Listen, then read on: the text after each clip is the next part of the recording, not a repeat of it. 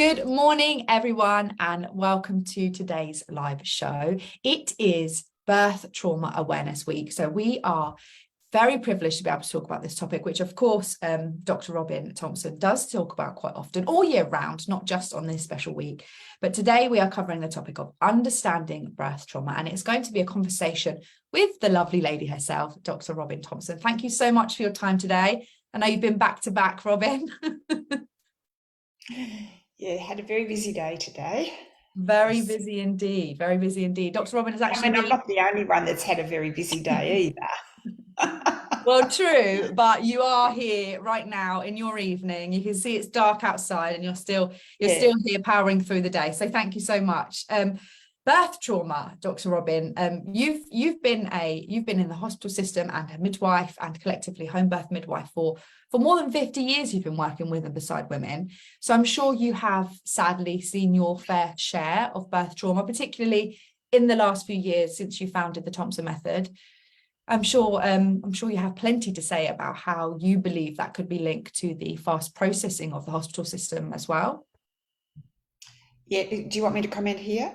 Yes, please. I would add to that, I've been 61 years in the Australian health system, which is a long, long time, but 50 years from when I became a midwife, yeah. Wow, and that's why I feel so privileged to be able to not only cover such an important topic, but to have your insights.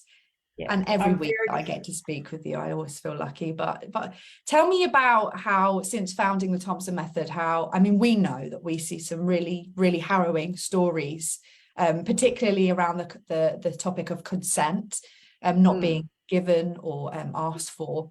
How does it make you feel when you see these stories progressing, worsening rather than getting better?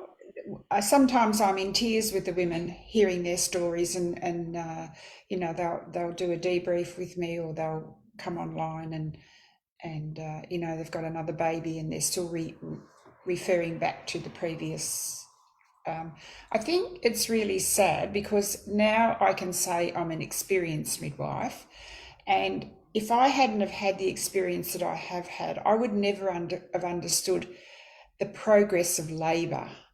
And the progress of pregnancy, and there's so much in the way of intervention wanting to shorten gestational ages, and a baby's not at full gestational age, then it's not mature enough unless there's an absolute reason for that to be shortened.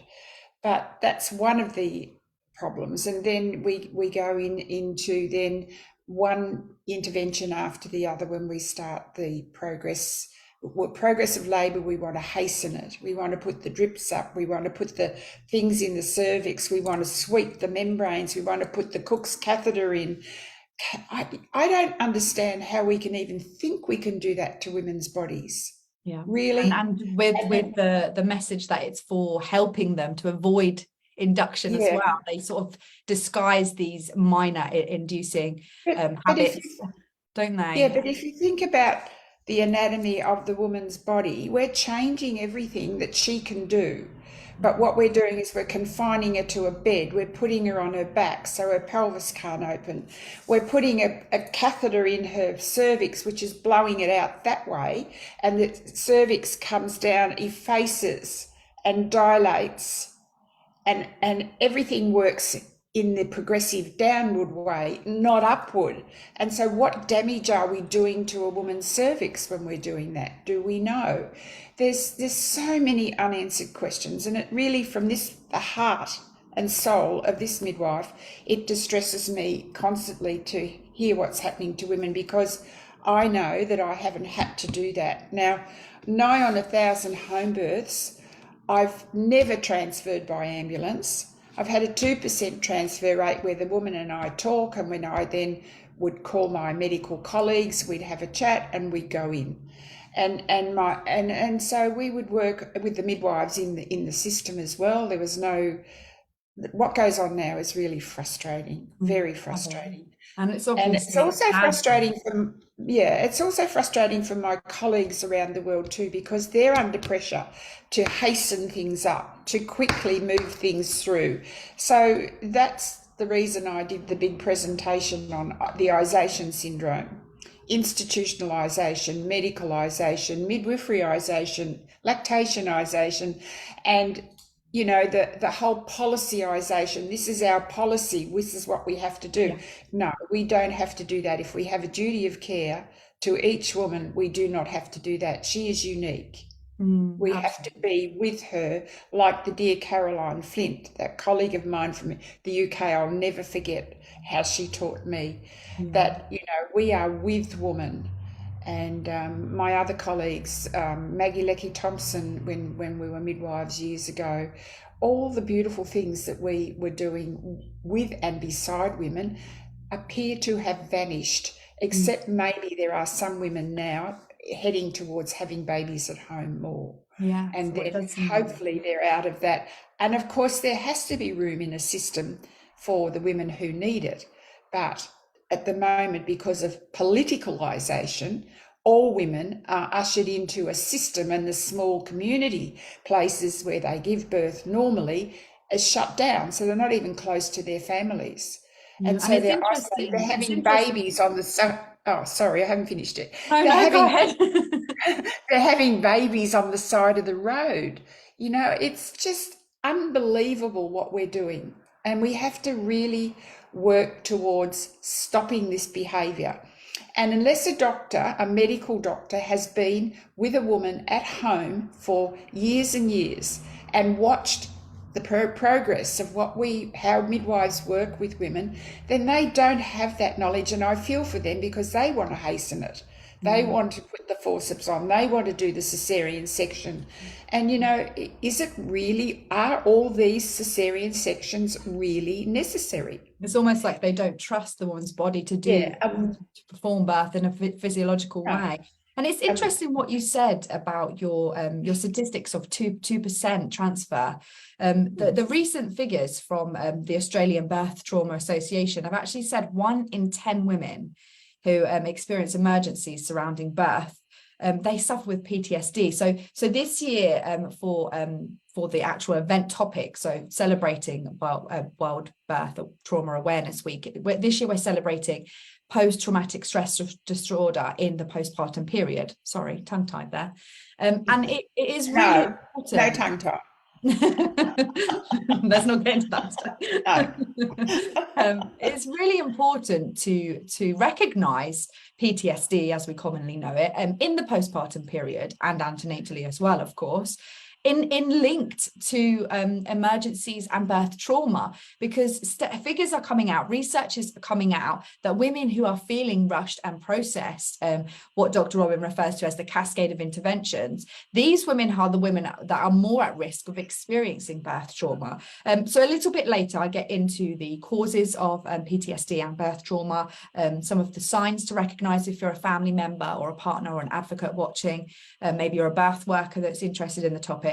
We'll get into that a bit more later, and Dr. Robyn will share some of her wonderful insights as well regarding the symptoms and what she encourages women to do in their journey, working through their own unique trauma or following a birth that may not have gone the way they originally envisioned.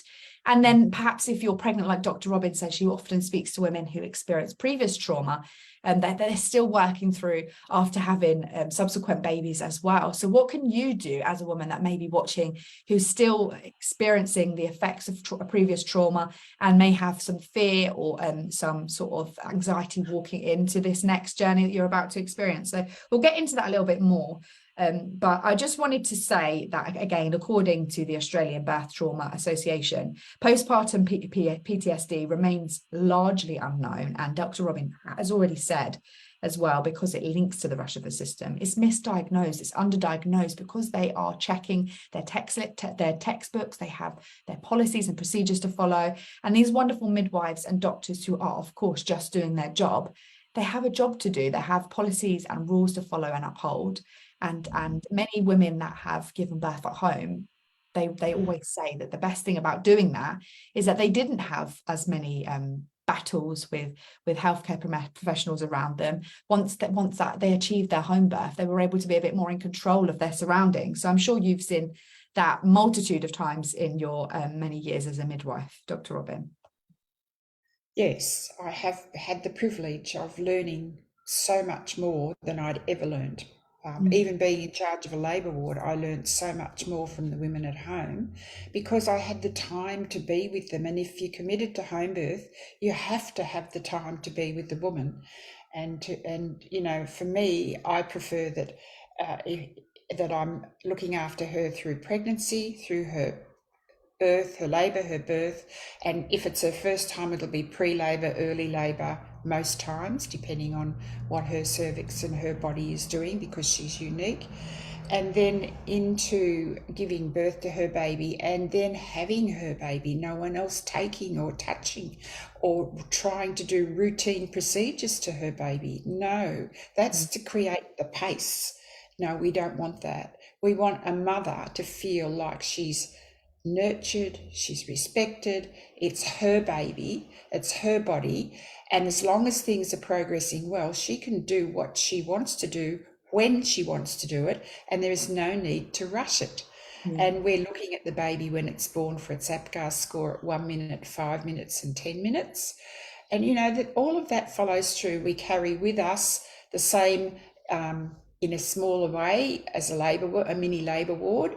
We have all the things that we need if we need things in a hurry or urgently or for bleeding, or, you know, we don't go without and just turn up at home. We have all those things available in our cars. And sometimes I've had a midwife who I know well deliver it to the house I'm going to because I'm flying there. So Absolutely. The women of the birth world. Yeah, she takes all her stuff for me, and all her gear for me, and we're still buddying and looking after each other. You know, most of us have a buddy midwife, so we look after the buddy midwife looks after the midwife while the midwife looks after the mother, and then we relieve each other if it's been a long time and we need a break. We don't go away, but we give each other a little break. So it's all very special, and it's heartbreaking to see that we can't do that anymore. The system is now the consequence of what the politicians did. And it's not what the medical profession, but the medical profession's under that pressure, but also they also have a reason to get through things quickly too, for the things they want to do afterwards. Yes, so exactly. You know, there's so many things, and what worries me is the coercion about, oh no, you've got to be induced, you know, and then and that little baby's not quite ready yet to be induced. And I have looked after women who've had a family history of 43 weeks, and people panic, but we're very closely working together. It's not just that they're going to 43 weeks. And you always encourage women to be really in tune with their maternal instincts. There's a strong family history. Yeah. And in France, actually, 43 weeks and many other countries in the world is quite normal. So it does depend on many variations, doesn't it? And you said just now, you said about how babies are being taken from a mother's arms, and that language there to me is important for this topic, because that is exactly what's happening. And I spoke to women in the family and some friends recently around their birth, because people are always so shocked to hear how I love sharing my birth story and how positive and empowered I feel talking about it, and how it was one of my most amazing experiences, because people don't experience that themselves. They're always in awe to hear that. And my mother-in-law shared how my partner, my baby's dad, was removed from her when she gave birth, and she didn't see him for 2 days. And then all of a sudden, a little baby with a hat and all covered up was rolled up to her. And that really, still now, I think she carries the trauma from that. And it goes to show how over the years, women have become conditioned to trust so much in the health system that actually they're not questioning some decisions. And that's what we encourage women to do, to question everything. And to say no. You can, of course, say no to many of the suggestions and ask for alternatives, which is thankfully what you helped me with, Dr. Robyn, which helped me. Well, that's under the law of consent. Yes. And if every mother understands the law of consent, then she can choose what she needs to do, as long as it's within safety, you know, a benefit to her and her baby. And that if things don't work out or things are emergency, then they know then through consent that only the senior obstetrician can make decisions. Not the Absolutely. juniors, not the young ones, the senior. Yeah, and that would be under extreme emergency circumstances as well. Yeah. So defining birth trauma and its impact then. So what are some of the symptoms? So these can be flashbacks, nightmares, intrusive thoughts, which are also quite a common thing for new mums and mums anyway. We all know we go to walk up the baby and check their breathing constantly, don't we? But intrusive thoughts that are really getting in the way of everyday life and getting in the way of you enjoying your new baby. That's when you should raise some alarms. Avoiding anything that reminds you of the trauma. So, for example, not wanting to talk about your birth or feeling fear when you do need to talk about it. Like Dr. Robyn said, women that are then pregnant again and are really fearing birth because of a previous trauma. Feeling hypervigilant, constantly on alert, irritable, jumpy. I mean, again, I want to say those are also normal emotions, I feel, for a new mum that's exhausted. So there can be a fine line, but continuous, so it doesn't settle down after a period. And feeling low and unhappy again for a long period, maybe feeling guilty for no reason, shame and blame. It's important that you talk to loved ones, reach out to professionals that you trust if you recognize any of these symptoms. And like I said, 1 in 10 women who experience emergencies suffer with postpartum PTSD. And that's not even the figure of women that suffer from mental health challenges following postpartum. That's a higher statistic, but today we're talking about specifically postpartum PTSD, and the research states that this is largely linked to birth trauma. And that's what Dr. Robyn talks about hugely in the online program, is being confident and knowledgeable to make informed decisions so that you can really be in control, even in a situation of an emergency or something you hadn't planned for. You can still trust your body and your knowledge to make an informed decision. And that makes many women now, many women now are telling their stories openly. And for years, way back in my early career, I was debriefing with women all the time. And if they were able to speak their story and I could record it, I give them the recording. I don't keep it. Or if they wanted to write it or they wanted me to write it, I would give it to them. And I encourage all women to either release as best they can through their lips or through their fingertips. And then when they're ready, and jot notes when something's in their head, jot the notes down. And then later, when they're, as time progresses, they can write their story, and that does really help. Definitely helps. Right. I love that. Either through the lips or through the fingertips. I love that so much. I'm definitely stealing that one, Rob. And it helps them immensely when you have the time to do that with, and so I do debriefing sessions with beautiful and you do that now, and I feel like debriefing, even for after having a positive birth, I feel like that's something I would have benefited from with my own midwife, because we aren't professionals ourselves. We have our maternal instinct, which of course overrides anything, but to be able to ask questions, what was that, what happened there, did this happen, and there's no opportunity for debriefing for those that do suffer with birth trauma. And I think that is key as well to overcoming trauma, to working through those challenges that comes with birth trauma. And unfortunately, that's just not the care that women are being given. And some of the causes, just a few of the causes of a postpartum post-traumatic stress disorder, is a difficult birth, physical pain or injury during childbirth. Now, it's important to note here that sometimes this is unnecessary pain or injury inflicted on women, because they have been, like Dr. Robyn said at the beginning of the video, strapped down into beds on monitors when they may not have necessarily needed to be. Sometimes episiotomies are being performed unnecessarily, especially now there's new research to state that actually episiotomy is not the best option for many women. And mental exhaustion after hours and hours and hours of synthesized labor following induction on a drip. Also, again, which Dr. Robyn mentioned, a change of birth plan is probably the most common.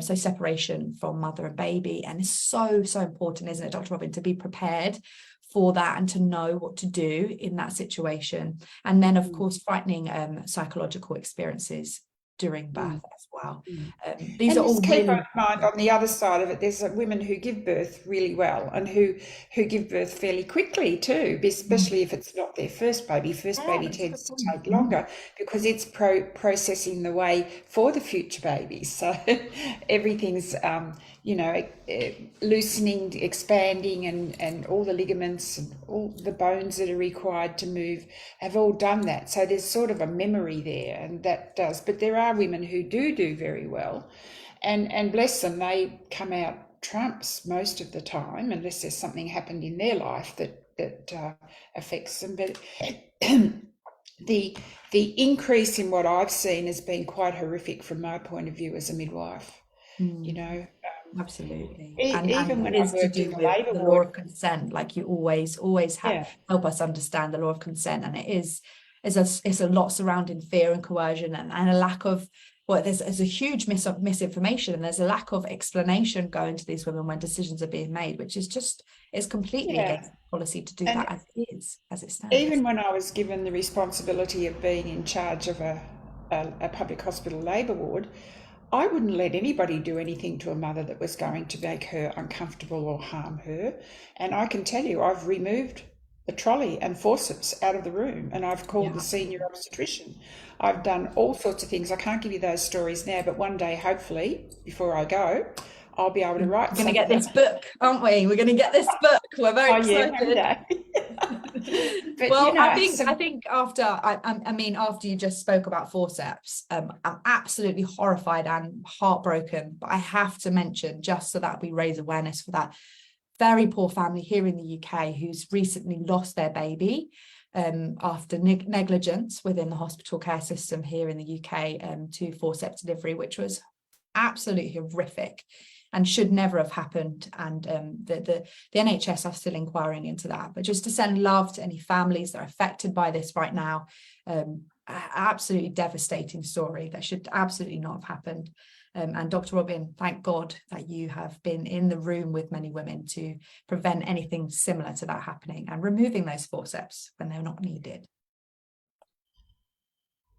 So explaining how I think it's important to say, like Dr. Robyn always says, we're all unique. And it's important, even when it comes to birth trauma, to just explain that manifestation of mental health issues and challenges and postpartum PTSD. It can manifest different in each woman. We're all unique. So although we've given you some examples, they're common examples and causes of birth trauma, but it could look different for you. So if you are concerned, just reach out, like I said, to loved ones, your trusted healthcare providers. There's also resources online if you don't feel like you are safe to go to those people. There's the Pandas Foundation, there's the Birth Trauma Association in Australia, and there's lots of other charities as well. So that's just a click of away. And if you're having any trouble finding any of those and you're experiencing challenges right now, then reach out to us. We are more than happy to point you in the right direction.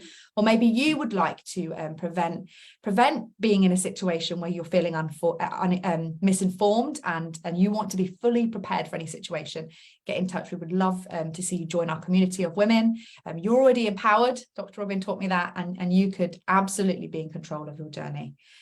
And it's important that we discuss, I think, Dr. Robyn, the importance of seeking professional help, seeing therapists, beyond care as well. Like you said, share your story through the lips or on the fingertips. I love that. Did I say it right? And I think so, from my point of view, listening and sitting quietly and gently and calmly listening with a woman and encouraging her to tell her story also is of a benefit, because I understand as a midwife all the detail.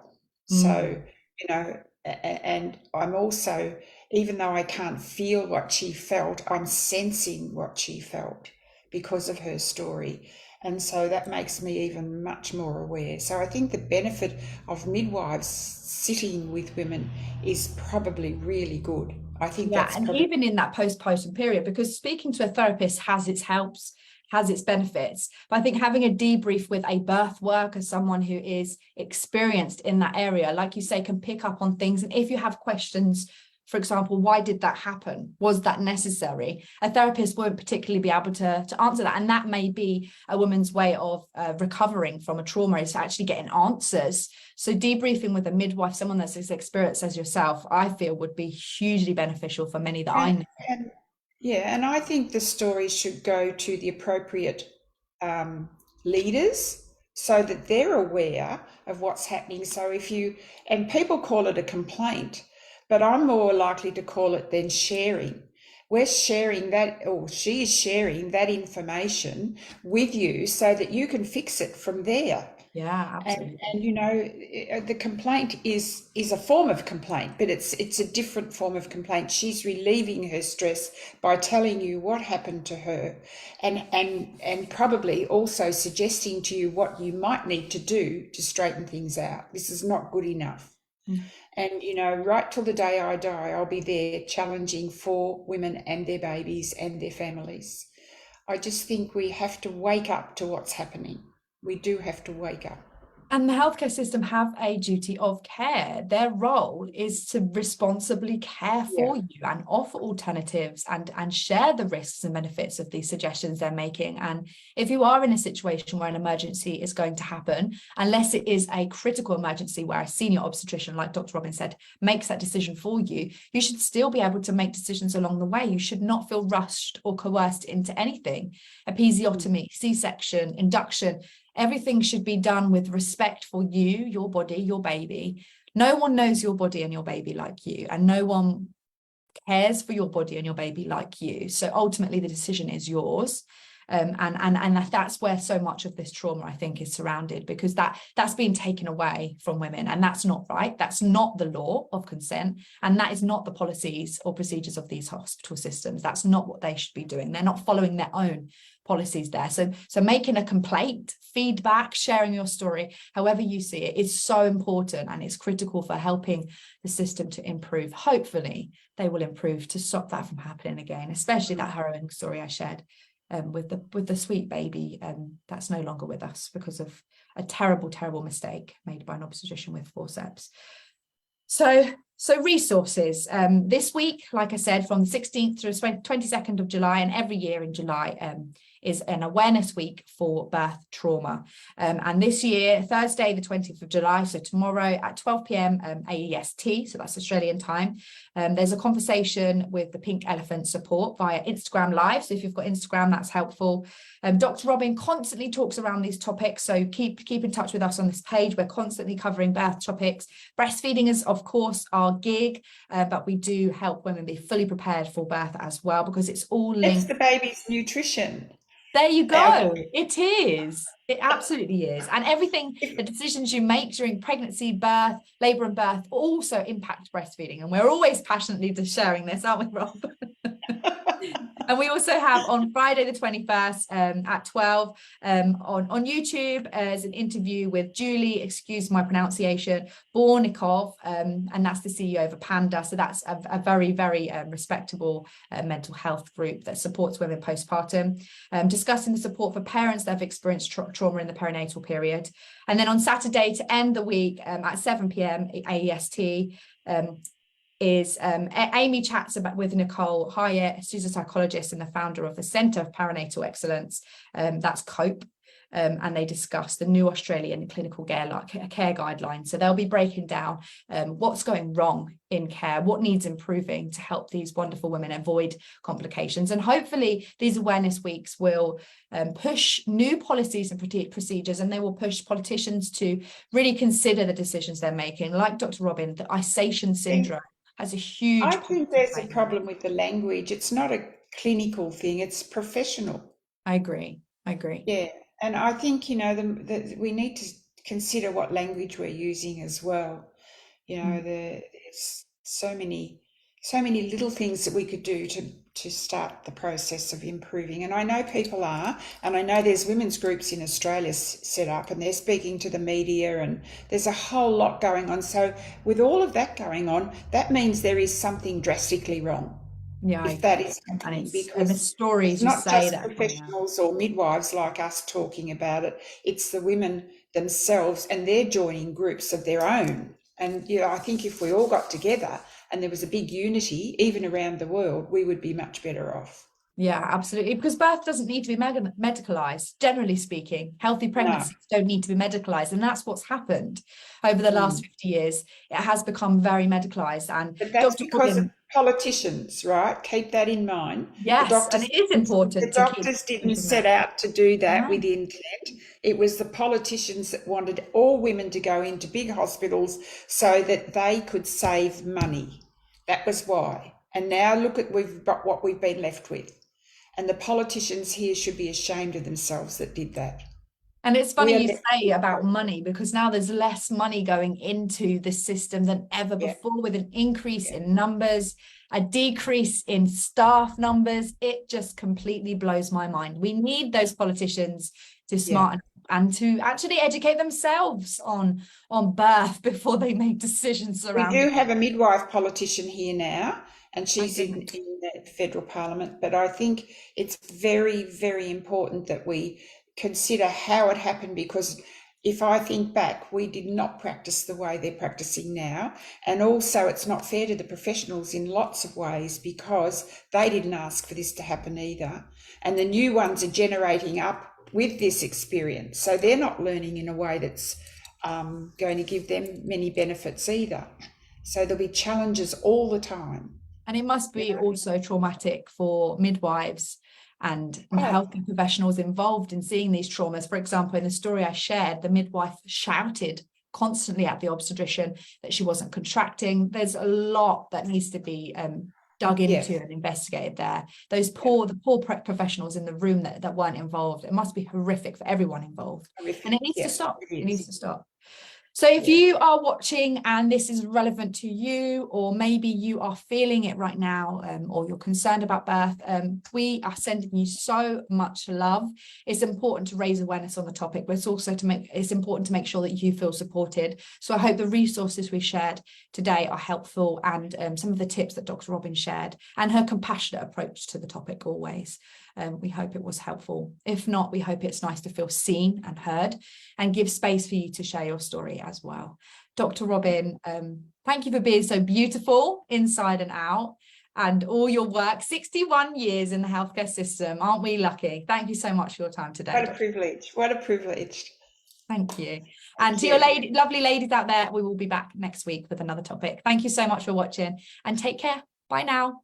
You too. Thanks, Chelsea.